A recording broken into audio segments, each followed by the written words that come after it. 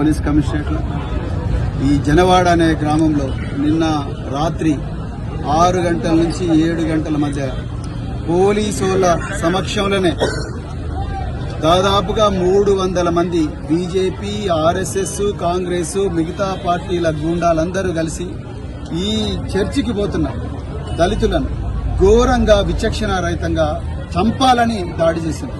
దాదాపుగా 18 మందికి గాయాలైనాయి.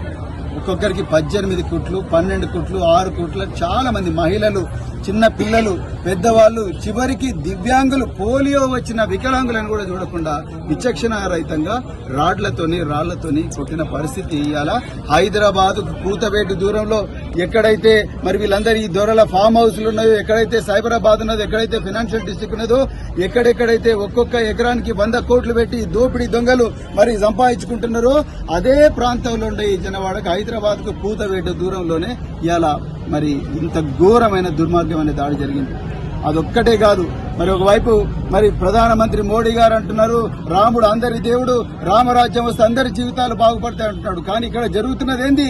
అయ్యా మోడీ, మీ రామరాజ్యం మీ శిష్యుడైన రేవంత్ రెడ్డి, కాంగ్రెస్ హస్తం గుర్తుతో ఎన్నికైన రేవంత్ రెడ్డి ఇవాళ ముఖ్యమంత్రి అయిండు. ఇవాళ ఆయన సాక్షిగా ఇవాళ ఇక్కడ దాడి జరుగుతూ ఉన్నది. దళితుల మీద, క్రైస్తవుల మీద, మైనార్టీల మీద, ప్రార్థనా మందిరాల మీద పట్ట పగలే దాడి జరుగుతున్నది. వీళ్ళు చేసిన పాపం ఏంది? వీళ్ళు కేవలం మా చర్చి ముంగటి నుంచి పాత తీరుగానే రోడ్డు వేయండి అంతే తప్ప కొత్తగా రోడ్డు వేయకండి అని. వీళ్ళు ఈ రోజు గ్రామ పంచాయతీలో సర్పంచులు లేరు, కేవలం స్పెషల్ ఆఫీసర్లే ఉన్నారు. ఈ పంచాయతీని తప్పు చేయాల్సింది స్పెషల్ ఆఫీసర్, కాంట్రాక్టర్, లేకపోతే హెచ్ఎండిఏ ఇంజనీర్లు చేయాలి. కానీ ఇవాళ బీజేపీ, ఆర్ఎస్ఎస్ వాళ్ళు మాజీ సర్పంచ్ భర్త వాళ్లకు ఏం అవసరం ఉన్నది ఇక్కడికి రావడానికి? ఇవాళ వచ్చి మాదిగా లంజా కొడుకులని తిట్టాల్సిన అవసరం ఏమున్నది? ఇదేనా మీరు?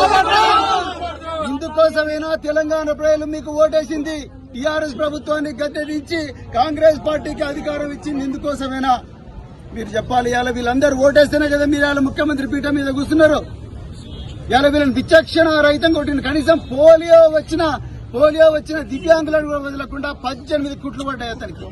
ఇవాళ పోలీసు వాళ్ళు నన్ను అరెస్ట్ చేసిండ్రు, బీఎస్పీ కార్యకర్తలు అరెస్ట్ చేసిండ్రు, ఈ తమ్ములను, యువకులను, ప్రజా సంఘాల వాళ్ళందరూ కూడా అరెస్ట్ చేస్తున్నారు. ఇక్కడికి వచ్చి మేము ఒక బస్సు మీద రాయలేదు, ఒక కారు పంచర్ చేయలే, ఒకరి మీద రాయలేదు, ఎవరిని కూడా ధ్వంసం చేయలేదు, ఒక్కరిని కూడా కొట్టలేదు. శాంతియుతంగా న్యాయం కావాలని ప్రొటెస్ట్ చేస్తుంటే మమ్మల్ని అరెస్ట్ చేసిండ్రు. కానీ ఇక్కడ గమ్మత్ ఏందా అంటే వీళ్ళను ఎవరైతే 300 మంది కొట్టిండ్రో ఆ 300 మందిలో ఒక్కడు కూడా దొరకలేదంట. 16 గంటలైంది దాడి జరిగి, 16 గంటలు దాడి జరిగినా ఒక్కడు కూడా దొరకలేదు.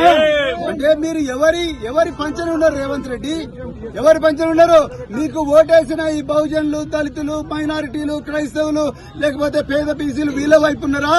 లేకపోతే మీరు దాడి చేస్తున్న బీజేపీ, ఆర్ఎస్ఎస్ గుండాల వైపు ఉన్నారా? మీరు ఇవాళ తెలంగాణ పిల్లలకు సమాధానం చెప్పాలి. మీరు ఇవాళ మీ పోలీసులు ఎవరి కోసం ఉన్నారు? మా కోసం ఉన్నారా? వాళ్ళ కోసం ఉన్నారా? వాళ్లను మా నుంచి కాపాడుతున్నట్టుగా మీ పోలీసు వాళ్ళు మాట్లాడుతూ ఉన్నారు. ఎక్కడ పోయిందండి మీ డీజీపీ? ఎక్కడ పోయింది మీ హోంమంత్రి? మీరే హోంమంత్రి రాష్ట్రానికి. మీరెందుకు రాలేదు మరి జనవాడకు?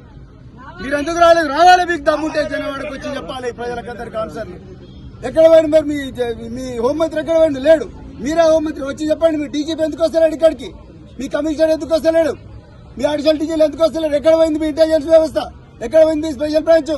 ఇంత గడబడి జరుగుతుంటే మహిళలను చూడకుండా కొడుతున్నారు. ఇవాళ వాళ్ళ ఊరికి కూడా వాళ్ళు పోలేని పరిస్థితి. అంటే మీరు ఇచ్చిన 6 గ్యారంటీలు అంటే మీ 6 గ్యారంటీలు గంగల పోను. మాకు మా ప్రాణాలకు గ్యారంటీ కావాలి ఇవాళ.